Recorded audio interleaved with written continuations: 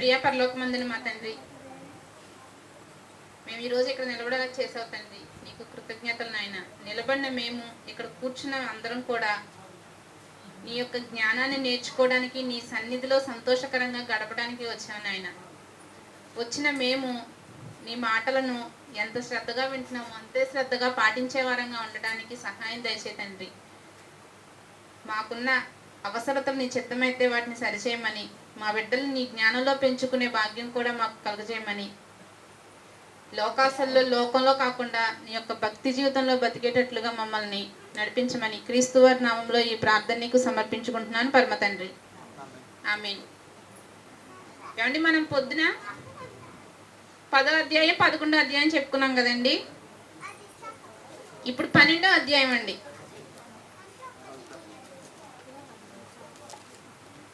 Abraham గారి దగ్గరకు వచ్చాం మనం, అవును కదండి.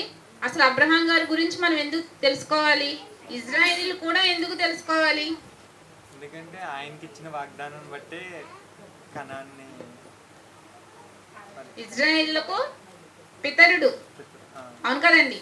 అబ్రహాము ఇస్సాకును కనెను, ఇస్సాకు యాకోబును కనెను, యాకోబుకు పుట్టిన 12 మంది కుమారులే ఇజ్రాయేలీలు. ఆ ఇజ్రాయేల్ జనాంగాన్ని అరణ్య మార్గంలో నడిపిస్తూ మోషే గారు ఈ ఆదికాండం రాయడం అనేది జరిగింది. ఆ రాసే సమయంలో వాగ్దానం చేయబడింది అబ్రహాముకి. ఆ రాసే సమయంలోనే వాళ్ళు ఏం చేస్తున్నారు? ఒక ప్రాంతం నుంచి ఇంకో ప్రాంతానికి ప్రయాణం చేస్తున్నారు. ఇక్కడ కూడా అబ్రహాం గారి గురించి రాయబడడం జరిగింది. అబ్రహాం గారు కూడా ఒక ప్రదేశం నుంచి ఇంకొక ప్రదేశానికి వెళ్తారు. దేవుని మాట ప్రకారం వెళ్తారండి. దేవుడు ఆయనకి ఇచ్చిన వాగ్దానాన్ని దేవుడు నెరవేరుస్తారని చెప్తే విని దాని ప్రకారం అబ్రహాం గారు నడుచుకుంటారు. అది తన పిల్లలకు వివరిస్తూ మోషే గారి ద్వారా దేవుడు రాయించడం అనేది జరిగిందండి. చూద్దాం 12వ అధ్యాయం 1వ వచనం. యెహోవా నీవు లేచి నీ దేశము నుండి, నీ బంధువుల యొద్ద నుండి, నీ తండ్రి ఇంట నుండి బయలుదేరి నేను నీకు చూపించు దేశమునకు వెళ్ళుము. నిన్ను గొప్ప జనముగా చేసి నిన్ను ఆశీర్వదించి నీ నామమును గొప్ప చేయుదును. నీవు ఆశీర్వాదముగా ఉందువు. నిన్ను ఆశీర్వదించు వారిని ఆశీర్వదించెదను, నిన్ను దూషించు వారిని శపించెదను. భూమి యొక్క సమస్త వంశములు నీ యందు ఆశీర్వదింపబడునని అబ్రాముతో అనగా, సమస్త వంశములు కూడా అబ్రహాం గారి ద్వారానే ఆశీర్వదింపబడతాయని చెప్తున్నారు ఇక్కడ దేవుడు. అబ్రహాం గారి ద్వారా సమస్త వంశములు ఎలా ఆశీర్వదింపబడతాయండి? యేసుక్రీస్తు ద్వారా. అబ్రహాం గారి ద్వారా దావీదు ద్వారా యేసుక్రీస్తు వారు భూమి మీదకి వస్తారు. యేసుక్రీస్తు వారిని ఆశ్రయించిన ప్రతి ఒక్కరూ కూడా ఆశీర్వదింపబడతారు. ఆ రోజే యేసుక్రీస్తు వారిని గూర్చిన వాగ్దానం అక్కడ అబ్రహాం గారికే దేవుడు ఇవ్వడం జరిగిందండి. ఆయన ద్వారానే ఆ రోజే మనందరినీ ఆశీర్వదిస్తాను అని చెప్పి దేవుడు ఇక్కడ చెప్పడం జరుగుతుందండి. గొప్ప జనముగా చేసి నిన్ను ఆశీర్వదిస్తాను అంటున్నారు. యేసుక్రీస్తు ద్వారా వచ్చిన ప్రతి ఒక్కరూ కూడా దేవునికి గొప్ప జనమేనండి. కానీ ఇప్పుడు ఈ జనం ఎలా ఉంటున్నారు? నామకార్థ భక్తితో దేవుణ్ణి దూరం చేసుకునేవారుగా ఉంటున్నారండి. మనం దేవుడు ఎంచుకున్న గొప్ప జనం మనం. అలాంటి మనం దేవుడు మెచ్చుకునేలాగా బ్రతకాలండి. 4వ వచనం. యెహోవా అతనితో చెప్పిన ప్రకారము అబ్రాము వెళ్ళెను, లోతు అతనితో కూడా వెళ్ళెను. అబ్రాము హారాను నుండి బయలుదేరినప్పుడు 75 ఏండ్ల ఈడు గలవాడు. అబ్రాము తన భార్య అయిన శారాయిని, తన సహోదరుని కుమారుడైన లోతును, హారానులో తానును వారును ఆర్జించిన యావదాస్తిని, వారు సంపాదించిన సమస్తమైన వారిని తీసుకొని కనాను దేశమునకు వెళ్ళుటకు బయలుదేరి కనాను దేశమునకు వచ్చిరి. లోతును తన వెంట తీసుకువెళ్ళారండి. లోతుకు తండ్రి లేడు. లోతు తండ్రి పేరు హారాను. లోతు యొక్క బాధ్యతలు అబ్రహాం గారు తీసుకున్నారు. అంటే లోతుకు గార్డియన్గా అక్కడ అబ్రహాం గారు ఉన్నారు. అలానే ఆయన 75 సంవత్సరంలో వయసు కలిగిన వ్యక్తి అబ్రహాము. తన భార్య శారా తన భార్యను, లోతును, అదేవిధంగా తమకు కలిగిన సమస్తం ఆస్తిని, అదేవిధంగా తమతో ఉన్న పనివారిని అందరినీ తీసుకొని హారాను నుంచి కనాను దేశానికి బయలుదేరారండి. రెండు పక్క పక్కన లేవు, చాలా దూరం, కొన్ని వందల కిలోమీటర్ల దూరంలో ఉన్నారు. ఆ దేశానికి ఈ దేశానికి మధ్యలో ఎంతో దూరం ఉంది. ఇప్పుడున్నట్టుగా కార్స్ కానీ, ఫ్లైట్లు కానీ, లేదా ట్రైన్ కానీ, బస్సు కానీ, కనీసం సైకిల్, బైక్ అనే ఏవీ లేవండి. అయితే జంతువులు, లేకపోతే కాలినడక. అంత సంపద పెట్టుకొని ఆ జంతువుల్ని, వాళ్ళకున్న పశువుల్ని, వారున్న పనివారిని అందరినీ తీసుకొని వాళ్ళు ఒక దేశం నుంచి ఇంకో దేశానికి దేవుడు చెప్పిన మాటకు లోబడి బయలుదేరి వచ్చారండి. అబ్రహాం గారు, దేవుడు ఆయనకు ఒక్కరికే చెప్పారు, ప్రత్యక్షమై కూడా చెప్పలేదు. ఆయనకి కనిపించలా, ముఖాముఖిగా మాట్లాడుకోలేదు ఇద్దరు. దేవుని మాట మనం చూసాం కదండి, అబ్రహాం సినిమా ఆ రోజు వేశారు. దేవుని మాట ఆయనకు వినిపించింది, మాట ప్రకారం వెళ్ళారు. మనం ఇక్కడ ఎంతమంది ఉన్నాం? మనలో ఒక్కరికే తెలియని వ్యక్తి, ఒక వ్యక్తి వచ్చి ఏదో ఒక మంచి మాట చెప్పి మీరందరూ అక్కడికి వెళ్ళండి అని చెప్తే మనం వెళ్తామా? ఒక్కరికే చెప్తే వెళ్ళం. భార్య అయితే భర్తను తీసుకొచ్చేది, కనీసం పిల్లలైతే తల్లిదండ్రులను తీసుకొస్తారు. లేకపోతే మనలో ఉన్న ఎవరో ఒక పెద్దలను తీసుకెళ్ళి ఇలా అంటున్నారు, మన సంఘం అంతా వెళ్ళాలంట అంటే మనం ఎంక్వైరీ చేస్తాం. కానీ అక్కడ అబ్రహాము నమ్మాడు దేవుణ్ణి, ఆయనే నిజమైన దేవుడు అని నమ్మాడు. మనమైతే నమ్మమండి. ఎవరినైనా నమ్మి వెళ్ళిపోతుంటే వీడు గుడ్డిగా నమ్మి ఎద్దొచ్చి చేలో పడినట్టుగా వెళ్ళిపోతున్నాడు అని పక్క వాళ్ళ మాటలకు ఏమవుతారు? సగం దూరం వెళ్ళినా తిరిగి మళ్ళీ వెనక్కి వస్తారు. లేకపోతే అలా వెళ్ళిపోతే అది మంచి అయితే మంచి జరిగింది, చెడు అయితే ఆ చెడులో కొట్టుకొని పోతా ఉంటారు. కానీ ఇక్కడ అబ్రహాం గారి విషయంలో అలా జరగల. ఆయన నిజ దేవుణ్ణి తెలుసుకొని దేవుడు చెప్పిన మాటకు లోబడి మాట ప్రకారమే జరిగించారండి. 6వ వచనం అండి. అప్పుడు అబ్రాము షెకెము నందలి ఒక స్థలము దాకా ఆ దేశ సంచారము చేసి మోరే దగ్గరున్న సింధూర వృక్షమునొద్దకు చేరెను. అప్పుడు కనానీయులు ఆ దేశంలో నివసించిరి. యెహోవా అబ్రామునకు ప్రత్యక్షమయ్యి, నీ సంతానమునకు ఈ దేశం ఇచ్చదనని చెప్పగా అతడు కూడా తనకు ప్రత్యక్షమైన యెహోవాకు ఒక బలిపీఠమును కట్టెను.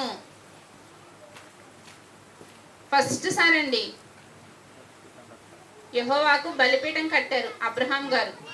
దేవుడు వెళ్ళమన్న చోట, ఎక్కడికి వెళ్ళాలో చెప్పిన ప్రదేశాల్లో, దేవుడు తనకు ప్రత్యక్షమై మాట్లాడిన చోట దేవునికి ఒక బలిపీఠం కట్టాడండి. అక్కడ నుండి అతడు బయలుదేరి బేతేలుకు తూర్పుననున్న కొండకు చేరి పడమటనున్న బేతేలుకును తూర్పుననున్న హాయికిని మధ్యను గుడారము వేసి అక్కడ యెహోవాకు బలిపీఠము కట్టి యెహోవా నామమున ప్రార్థన చేసెను. దేవునికి ఒక బలిపీఠం కట్టి దేవుని నామంలో ప్రార్థన చేయడం అనేది జరిగిందండి అబ్రహాం గారి సందర్భంలో. అబ్రహాం ఇంకా ప్రయాణం చేయొచ్చు దక్షిణ దిక్కుకు వెళ్ళెను. ఆయన అక్కడే స్థిరపడిపోలేదు, ఇంకా ప్రయాణం చేస్తూనే ఉన్నారు.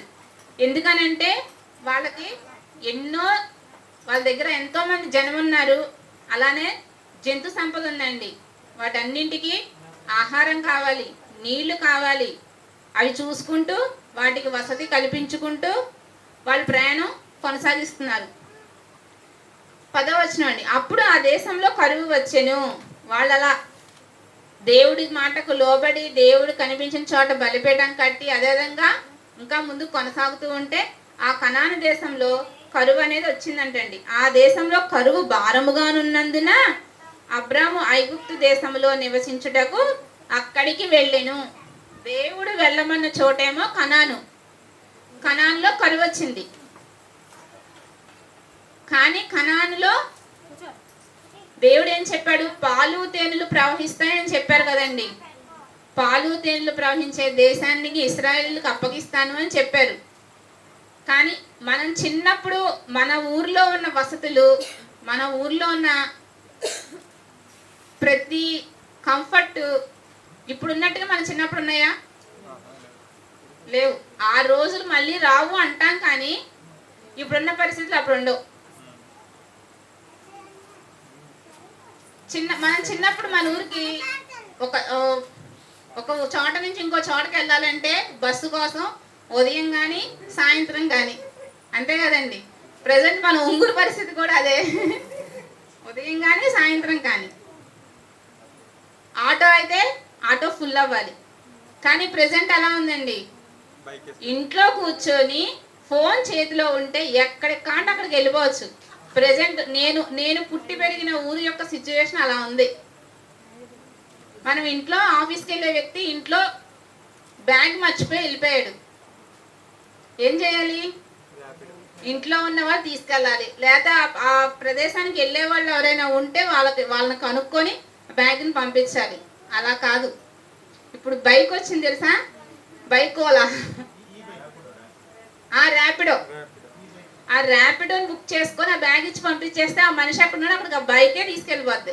ఆ బైక్ మీద వ్యక్తి అయితే ఇచ్చేసేస్తాడు, మనం ఛార్జ్ పే చేసుకోవాలంతే.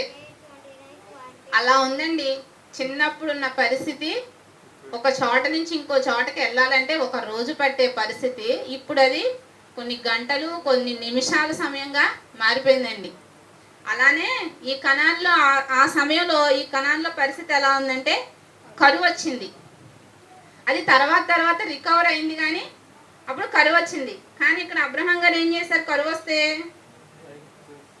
ఐగుప్తు దేశానికి వెళ్ళిపోయారు. దేవుడైతే చెప్పలా వెళ్ళమని.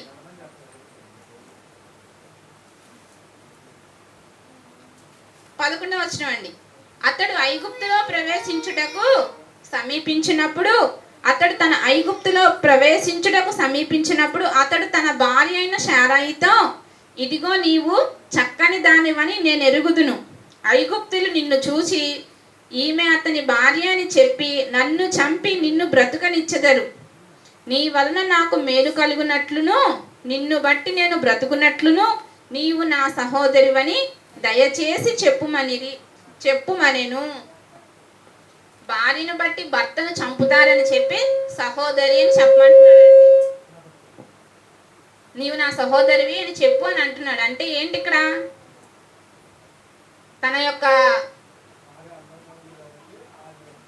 తన చుట్టూ ఉన్న వారందరూ, తనకున్న జంతు సంపద అన్నీ క్షేమంగా బ్రతకాలి అంటే, వాటికి ఆహారం కావాలి అంటే భార్యను చెల్లిగా వారికి అప్పగించాలి.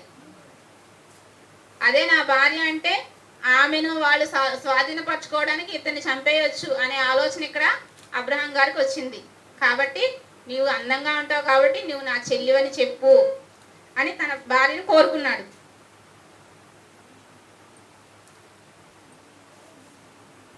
14వ వచనం అండి. అబ్రాము ఐగుప్తులో చేరినప్పుడు ఐగుప్తీయులు ఆ స్త్రీని మిక్కిలి సౌందర్యవతి అయి ఉండుట చూచిరి. ఫరో యొక్క అధిపతులు ఆమెను చూచి ఫరో ఎదుట ఆమెను పొగడిరి. కనుక ఆ స్త్రీ ఫరో ఇంటికి తేబడెను. 16వ వచనం అండి. అతడు ఆమెను బట్టి అబ్రామునకు మేలు చేసెను. ఈ స్త్రీని బట్టి అబ్రామ్కి మేలు అనేది జరిగిందంట. ఏం మేలు జరిగింది? అందువలన అతనికి గొర్రెలు, గొడ్లు, మగ గాడిదలు, దాసులు, పనికత్తెలు, ఆడగాడిదలు, ఒంటెలు ఇయ్యబడెను.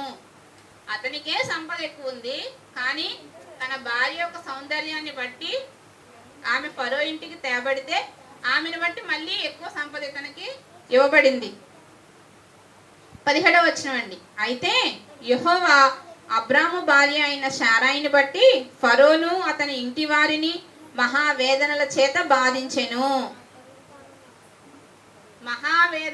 బాధించెనంట. ఇప్పుడు ఈ మోషే గారు ఇజ్రాయేలీని ఐగుప్తు నుంచి తీసుకొస్తున్నారు కనాను దేశానికి. ఐగుప్తు నుంచి కనాను దేశానికి ఇజ్రాయేల్ని తీసుకొస్తున్నారు. ఎన్నో తెగుళ్ళు రప్పించారు, అవును కదండి, తెగుళ్ళు రప్పించారు. అయినా సరే ఎన్ని తెగుళ్ళు వచ్చినా సరే వాళ్ళు ఇజ్రాయేలీని పంపించడానికి ఇష్టపడలా. ఆఖరికి అందులో వాళ్ళ ఐగుప్తుల్లో ఉన్న తొలిచూలి మగబిడ్డను దేవుడు చంపేస్తే కానీ వాళ్ళకు విడుదల అనేది కలగలేదు ఇజ్రాయేలీలకు ఐగుప్తు దేశం నుంచి. కానీ ఇక్కడ ఈ ఫరో మాత్రం, ఇక్కడ ఏం జరిగింది, మహావేదన చేత దేవుడు వీళ్ళని బాధించాడంట. అప్పుడు ఈ ఫరోకి, ఆ వేదనలకి ఫరోకి అబ్రామును పిలిపించి, నీవు నాకు చేసినది ఏమిటి? ఈమె నీ భార్య అని నాకెందుకు తెలుపలేదు? ఇతనికి డౌట్ వచ్చేసింది. ఈవిడ వల్లే మాకు ఇన్ని సమస్యలు వస్తున్నాయని చెప్పి తెలుసుకొని, ఈమె నా భార్య అని మాకెందుకు చెప్పలేదు నీవు అని అబ్రామును పిలిచి అడగటం అనేది జరిగింది. ఈమె నా సహోదరి అని ఎలా చెప్పితివి? నేను ఆమెను నా భార్యగా చేసుకుందునేమో. అయితేనేమి, ఇదిగో నీ భార్య, ఈమెను తీసుకొని పొమ్మని చెప్పాను. నీ భార్య నువ్వు తీసుకెళ్ళిపోయా బాబు, నాకు వద్దని చెప్పేసి ఆయన అబ్రాం గారికి తన భార్యను శారాని అప్పగించడం జరిగిపోయింది. కానీ శారా వల్ల అక్కడ అబ్రాం గారికి కొంత మేలు అనేది జరిగింది, కొంచెం సంపద అనేది రావడం జరిగింది, కొంతమంది పనికెత్తెలు సంపద వచ్చాయి. మరియు ఫరో అతని విషయమై తన జనులకు ఆజ్ఞాపించినందున వారు అతనిని, అతని భార్యను, అతనికి కలిగిన సమస్తమును పంపివేసిరి. దేవుడు చక్కగా కనాన్లో ఉండయ్యా అని చెప్పారు. కనాన్ దేశానికి పంపించారు. కనాన్ దేశంలో కరువు వస్తే ఆ కరువు నా చుట్టూ ఉన్న వారికి ఇబ్బంది అని చెప్పేసి ఈయనే మంచిగా ఉన్న ప్రదేశాన్ని ఎన్నుకొని ఐగుప్తు దేశానికి వెళ్ళిపోయారు అబ్రాం గారు. అక్కడ తన భార్యను బట్టి తను చంపేస్తారేమోనని చెప్పి భార్యను సహోదరునిగా చేశాడు. భార్య వల్ల అతనికి కొంత ఆస్తి అనేది రావడం జరిగింది. ఆ శారాయిని బట్టి ఆ ఫరోకి మహావేదన అనేది ఆ ఐగుప్తులకి రావడం అనేది జరిగింది. దేవుడు అప్పుడు వాళ్ళు ఏం చేశారంటే, వాళ్ళకు కలిగిన ఆ బాధను పట్టి తమ జనులందరికీ రాజుగారు ఆజ్ఞాపించారు, వీరిని ఇక్కడ నుంచి పంపించేసేయండి అని. వీళ్ళు మళ్ళీ తిరిగి కనాను దేశానికే వెళ్ళిపోతారు. దేవుడు చెప్పిన ప్రదేశానికి. అక్కడ మనకు మంచి జరిగిద్దా చెడు జరిగిద్దా అనే ఆలోచన లేకుండా దేవుడిని నమ్మి దేవుడు వెళ్ళమన్న చోటకి గుడ్డిగా నమ్మేసి వచ్చేసాడండి అబ్రహాము. స్టార్టింగ్ ఆయన దేవుడిని నమ్మెను. అబ్రహాము దేవుణ్ణి నమ్మెను, అది అతనికి నీతిగా ఎంచబడెను. ఫస్ట్ దేవుడు తన దగ్గరకు వచ్చిన క్షణమే ఆయన దేవుణ్ణి నమ్మేశాడు అబ్రాం గారు. మనమైతే ఎన్నో చూస్తాం, ఎన్నో చేస్తాము, మనకు ఎప్పుడో కానీ మనకు యాక్సెప్ట్గా ఉన్న విషయంలోనే దేవుణ్ణి అంగీకరిస్తామండి. లేకపోతే అందరూ వెళ్తున్నారు మనము వెళ్తున్నాం అనే బాటలో ఉంటాం. కానీ అది మనకు బాగా సింక్ అయితేనే మనం నమ్ముతాం ఏదైనా, ఏ విషయాన్నైనా సరే. కానీ ఈయన అక్కడ ఆయనకి ఏమీ జరగల. దేవుడు వెళ్ళమన్నారు, నమ్మి వెళ్ళాడు. నిన్ను ఆశీర్వదిస్తాను, నీ జనములకు స్వాస్థ్యముగా ఒక దేశాన్ని ఇస్తాను, నీ జనములందరూ ఆశీర్వదింపబడతారని దేవుడు ఇచ్చిన వాగ్దానాన్ని నమ్మి ఆయన బయటకు అనేది రావడం జరిగిందండి. ఇది ఈ 12వ అధ్యాయం యొక్క సారాంశం. ఆయన ద్వారా యేసుక్రీస్తు వారు మనందరినీ రక్షించడానికి రావడానికి దేవుడు అబ్రహాం గారిని ఎంచుకున్నారు. నోవాహు జలప్రలయం తర్వాత నోవాహు కుమారుడైన షేము యొక్క వంశావళిలో నుంచి అబ్రాం గారు వచ్చారు. ఆయన అబ్రాం గారి వంశావళి నుంచి యేసుక్రీస్తు వారు భూమి మీదకి వస్తారు. అర్థమైంది కదండి? యేసుక్రీస్తు ద్వారా మనమందరం దేవుని జనాంగంగా మార్చబడి దేవుడు నా మహాలోకానికి చేర్చబడాలి. ఇదే ఈ బైబిల్ యొక్క సారాంశం, అంతే కదండి? ప్రార్థన చేసుకున్నాం. ప్రియా పరలోకమందున మా తండ్రి, నీవు ఇచ్చిన జ్ఞానాన్ని బట్టి కొన్ని మాటలు చెప్పాను నాయన. మేము ఎక్కడి నుంచి వచ్చామో, తిరిగి ఎక్కడికి వెళ్ళాలో అనే అంశాన్ని గుర్తుంచుకొని మసులుకునే భాగ్యం మాకు దయచేయను ఆయన. నువ్వున్న మహాలోకానికి చేరాలంటే మేము ఎన్నో కట్టుబాట్లతో దిట్టంగా మమ్మల్ని మేము ప్రేరేపించుకునే భాగ్యం దయచేయి తండ్రి. నిన్ను విడిచిపెట్టే వారంగా కాకుండా హత్తుకొని నీకోసం బ్రతికేటట్లుగా సహాయం చేయమని క్రీస్తు వారి నామంలో ఈ ప్రార్థన నీకు సమర్పించుకుంటున్నాను పరమ తండ్రి. ఆమేన్.